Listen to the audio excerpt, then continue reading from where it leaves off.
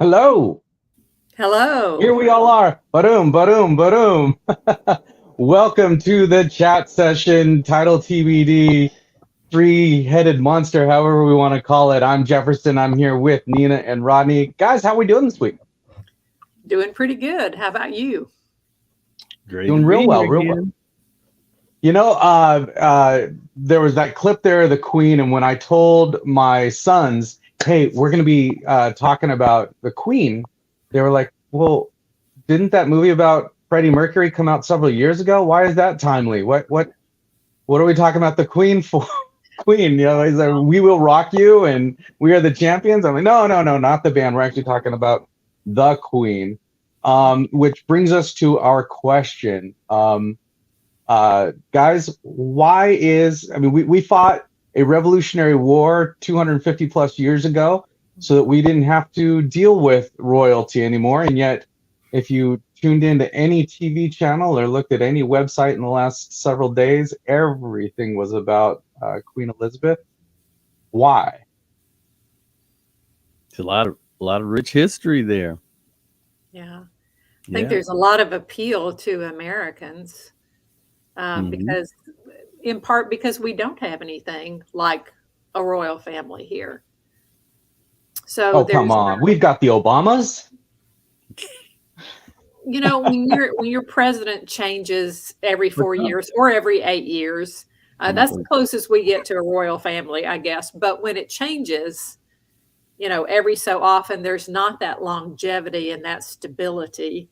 And I think that's one thing that has everyone fascinated with the royal family and the Queen in particular, was because she represents to a lot of people all around the world a sense of stability and consistency that you rarely see in public life. Now, Rodney, you spend a lot of time around the LA area and Sure. even uh, news people, if you will, Yeah. current events hmm people. What's the pulse? While is it truly an honoring of that consistency? Is it what is the allure that you've witnessed as far as the Wow. draw to the Queen?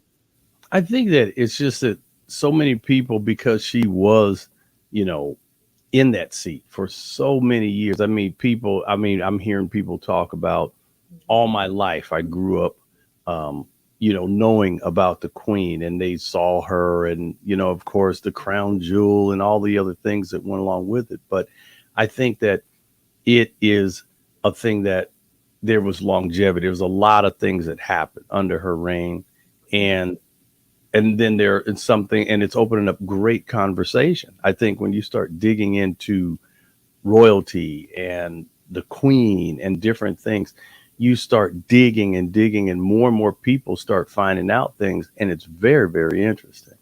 Mhm. I was talking to a friend of mine who's in his early 20s, and hmm he had an interesting perspective, I guess, in that he was so removed from the happenings of the Queen or of royalty. He didn't even know anything about really of Diana or any of the stuff that the three of Right. us may have been witness to. And he basically just looked at the royal family saying, look, they don't have any real authority. They don't have any true power. The British Empire no longer exists. Is there any difference between now King Charles III or Kate and William and Harry and Meghan? Is there no difference between that and say the Kardashians? Why are we making such a big deal about this? What do you What do think, you guys? Nina? How would you answer that? Well, I actually was making that comparison in my head just before you said that. In a way, the royal family is like the Kardashians of a longer period. If in America we had any kind of royal family, it would have been the Kennedys or maybe now the Bushes, you know. But yeah, I'm thinking in one way, because of, I hate to say it, but because of so much scandal in the royal family, there is a little bit of association with the Kardashians in that regard. Mhm. No one else has the kind of press. In America, nobody is probably better known than the Kardashians. And in the same way with the royal family over in Europe, no one is probably better known there. But and there's a lot of charity work done there. The Kardashians do a lot of charity work, but there's also some scandal involved there, and the royal family has their scandal. But the appeal of the queen, I think, is because she seemed, even though all of this was swirling around her, she seemed almost untouched by any of that, as far as she herself getting embroiled in any scandal. She remained consistent and stable to her values over a very long period of time, which, as I said before, we don't see very often in anywhere in public life. So we're so used to seeing our politicians flip flopping on things. Even the celebrities, they'll be stable in something for a while, and then after a while they change their opinions, or they change their spouse, or they change their seeing. Um, in some ways, seem to change their character at times. So, yeah, So it seems to me, I mean, like Nina and Rodney, both of you mentioned the word consistency or the longevity that, the Queen, as everybody knows, was on the throne for over 70 years. And yet in that aspect of consistency, Rodney, what are some things that you witness, or I guess that you take away from her role, especially in regards to that, like, it's not politics, it's not gossip column, it's something that seems to be outside of all of the categories that we want to put well-known people in. I mean, I just think, looking at it being something that over the years, I mean, like you said, there were a lot of different things that happened.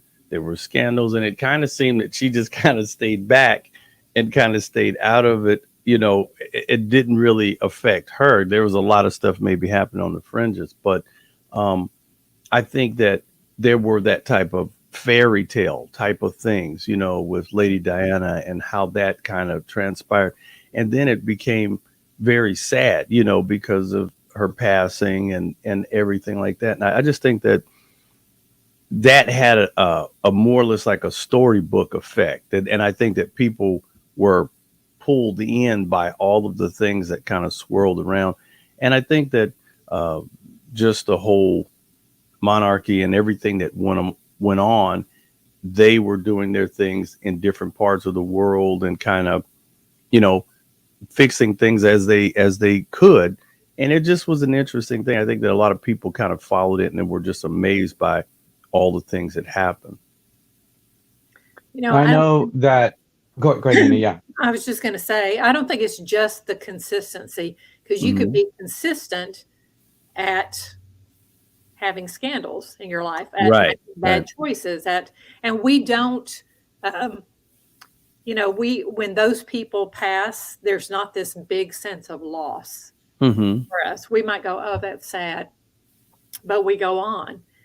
But the Queen, I think it's because there was a consistency in the values that so many of us hold as prized, as dear, that we all want to see in each other, that we all want to lift up. And in that regard, I would say in America, probably that kind of reverence for someone's character, we've only seen that with maybe Billy Graham.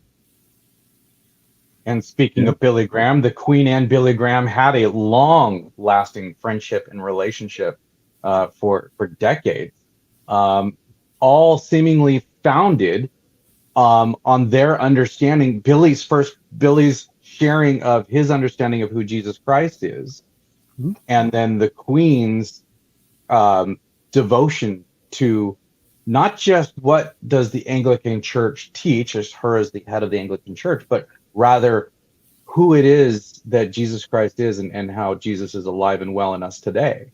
That was the foundation of their friendship. I mean, gosh, to have I have lots of friends, and our foundations are fantasy football or at work or maybe our kids or whatnot. But to have a decades long relationship with somebody where the foundation is Jesus, I mean, that's incredible. Sometimes you think about a person, be it a celebrity, be it a political figure like that, the type of power that they yield. And I understand that there might have been consistency, but I think that we could do far more to be able to really tell the good news and to really be able to point people. And I just think that there's so many missed opportunities when people are in that big of a power seat. There could even been more of expression and say, did you know? And they get more people. And right now, from what I understand, all throughout England, it was a huge there was a huge push towards Islam that had come all through Europe, all through many countries have. And I had someone was telling me about that, and I was thinking like, wow, how did that ground get lost? And I guess so many people are talking about that. And I remember there was a guy that I actually heard about. It was a film, an independent film called The Final Jihad. And they were talking about how all throughout Europe, there were so many churches that were turned and they became Muslim churches. It was a huge push that went through Europe like that. Wow. Yeah. And the interesting thing about this is when you start having these type of conversations with all of that exposure, people start asking questions. People start doing research. And then I actually had some very interesting information that came to me because people knew I was on the show. And they said, did you know, Rodney, that England's first queen was a biracial woman? And her name was Sophie Charlotte. She was born 1744. I'm reading here.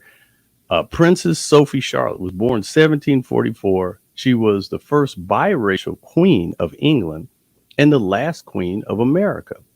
Portrait painters of the royal family were expected to play down and soften Queen Charlotte's African features. So believe it or not, Charlotte, North Carolina was named after Queen Charlotte. And the House of Windsor never denied Queen Charlotte's acclaimed African ancestry. David Buck, a Buckingham Palace spokesman, was quoted as saying to the Boston Globe that this has been rumored for many years. It is a matter of history. And frankly, we've got far more important things to talk about. And that was from the Boston Globe. And so this is on actually Greater Diversity News. So if you go to Greater Diversity News, England's first Black queen, Sophie, it'll all come up. And I was like, wow, how did that happen? So that's Queen Sophie was actually the first queen of England, was a biracial woman. It's a shame we don't get to hear about that.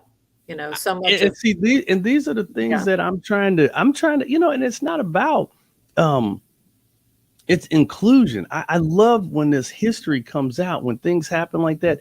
And I'm thinking all of this exposure, could you imagine if there was one little story that said, well, before the queen, there was another queen, and people would go, what? And so seriously, if you get a chance, if you want to dig into some interesting reading, Greater Diversity News, again, greaterdiversitynews.com, England's first Black queen. So it reminds me of a funny story with my wife and my son, in regards to just the tendency that we as an American 21st century American culture, we're not real big on digging into history. We kind of look no further back than, whatever we had for our last meal. But my wife and son, they were on a water polo trip when he was in high school. And on the way back, they stopped off in Italy. And my wife was having to deal with some things, so she's distracted and whatever. But they're in St. Peter's Basilica. And my son, who's a teenager at this point, raised in the church, knows the Bible inside and out, he could not be more disenchanted. Just, why are we wasting this day? He loved going to the Colosseum. He loved doing all the eateries and different things that are, all over Rome. And why are we in St. Peter's Basilica? He was just so frustrated. And finally, my wife turns to him. She said, "What is wrong with you? I can't." He goes, "Why do I care about this? This is St. Peter. So what? I'm not Catholic. We're Protestant. This doesn't have anything to do with us." He hadn't put two and two together that St. Peter is Peter. And, and it was just, once it all clicked, suddenly he's like, oh, that's Peter. The same walk on water Peter. And I think that when it comes to so many aspects of our history, our collective history, just like we were talking about, Rodney, most of us are just like my son in that moment, that we're not even aware of the rich lessons that can be learned like that. It doesn't take much to learn these lessons that can then be carried forward in producing harmony and better relationships amongst all of us. So much of what has happened in the last couple of years, all this insanity across our land, if we all had a better understanding of our history, I think could have been things would have gone over a lot smoother. Yeah. I mean, that's what has to happen. What do you think, Nina? I see you got thoughts. Go. No, I agree. And I think it's not the dates so much, it is the people and the events. We tend to get so caught up in and upset about what's happening today. And you hear it all the time from our politicians. This that is happening right now is the worst ever in American history. How many times have you heard that just in the last week? A lot. This hyperbola coming from our politicians. But then if you go and look at history, actually look at it, you realize, no, actually, it's not the worst.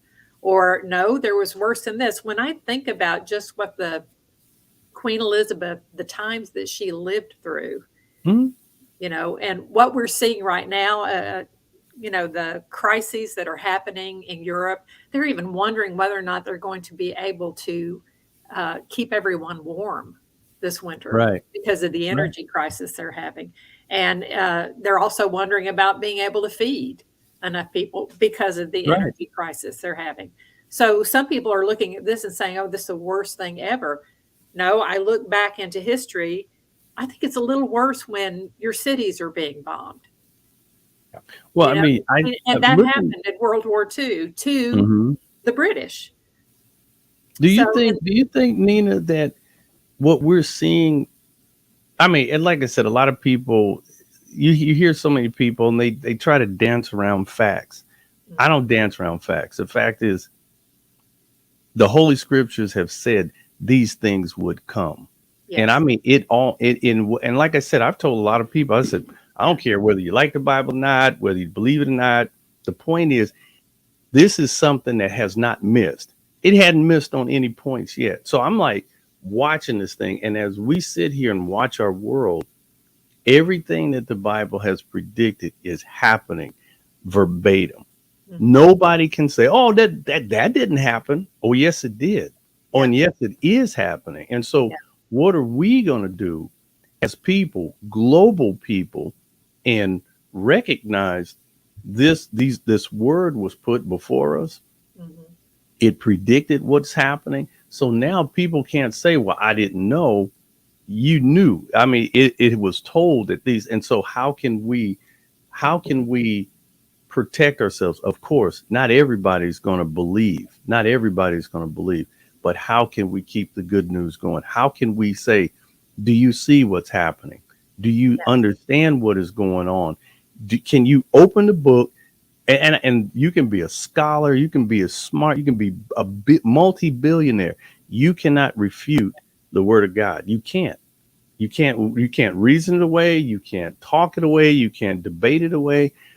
There's no political left or right that can make the word of God invalid. And that is a great place for us to mention that there is one thing that the Bible talks about that has not happened yet, that it says is going to happen. And Mhm. that's the second coming of Christ. That is a Yeah. sure thing. And as Christians, that gives us Mhm. confidence and hope Mhm. toward God. The Yeah. Queen even had that hope. I shared this with you guys earlier this week. I want to read it here. I thought this was wonderful. This my sister actually sent me this, and I'm not sure where it came from. I don't Mhm. know that it's true, Mhm. but I hope it is. But this is what it says. One of the chaplains of Her Majesty had been preaching on the second coming of the Lord. And Mhm. afterward, in conversation with the chaplain, the Queen exclaimed, "Oh, how I wish that the Lord would come in my lifetime." "Why," asked the chaplain, "does your Majesty feel this very earnest desire?" The Queen replied with quivering lips, and her whole countenance lighted up by deep emotion.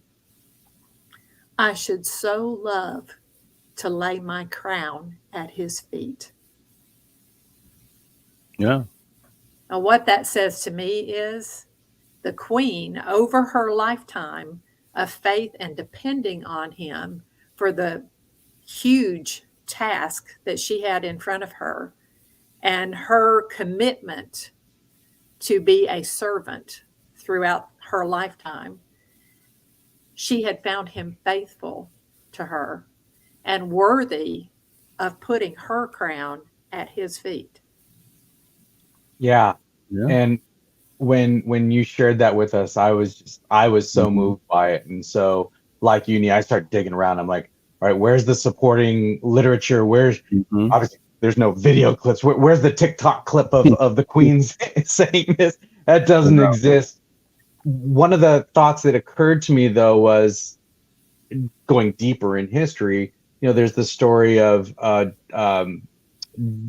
George Washington chopping down the tree. You know, I Mhm. cannot tell a lie. You know, there's these different stories of these great historical figures that may or may not be true, accurate, I should say, but they Mhm. still speak of the character and of the true beliefs that are substantiated by everything else that we know factually about these people. And I found this similar quote from the Queen. This is just from 2022. So actually, it was the 3rd of August. So literally just weeks ago. Mm. And the Queen was quoted as saying, "Throughout my life, the message and teachings of Christ have been my guide, and in them I find hope." So there you go, Nia. That's exactly the shared understanding of Mhm. what it is that God has in store for all of us. Mhm. And the Queen understood this, from the homeless beggar Mhm. to the woman who had the crown on her head for 70 plus years. That same hope is Mhm. all within each and every one of us because of Yeah, God's promise.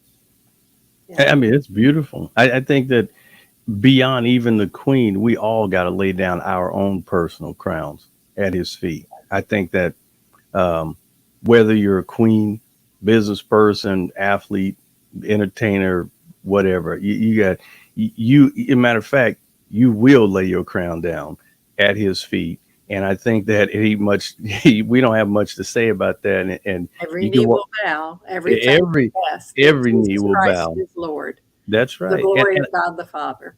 yeah, and I think that this is the time that we all can reflect on her life, the things that happened over the time that she was queen, and hopefully, I hope and pray that now with Charles III coming in, that there will be great things that will come.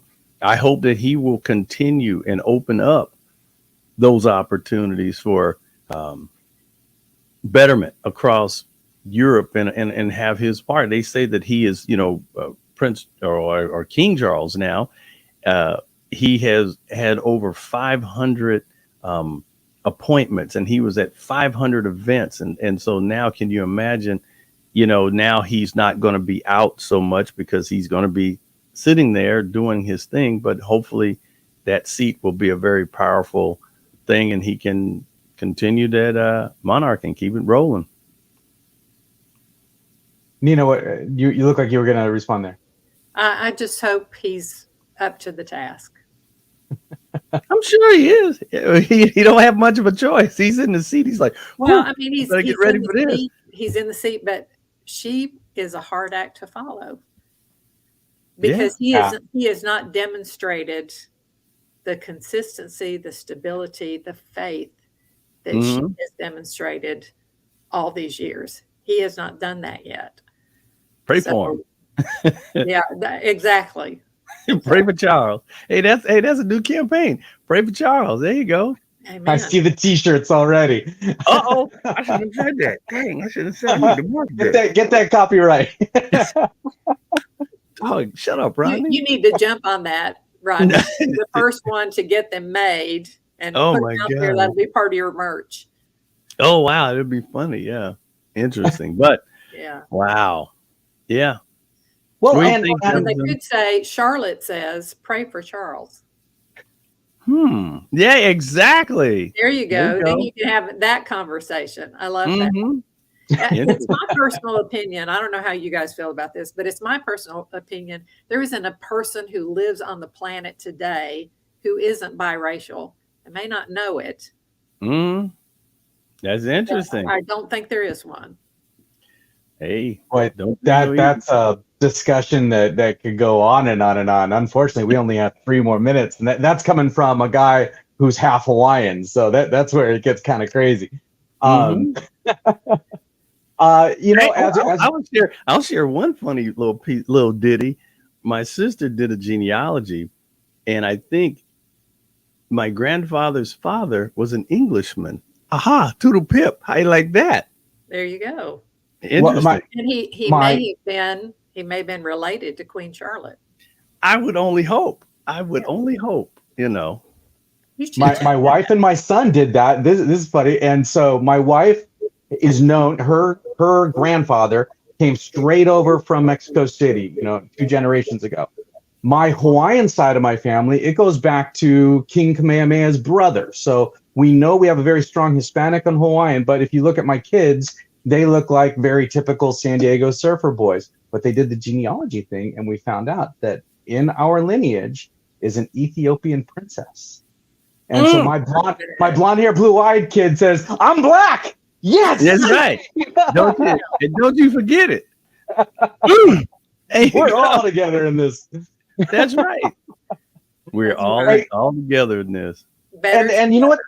That very thought that we're all together in this, that kind of brings me back to both that story about Catholicism and Protestantism, the story about the queen and her relationship with Jesus.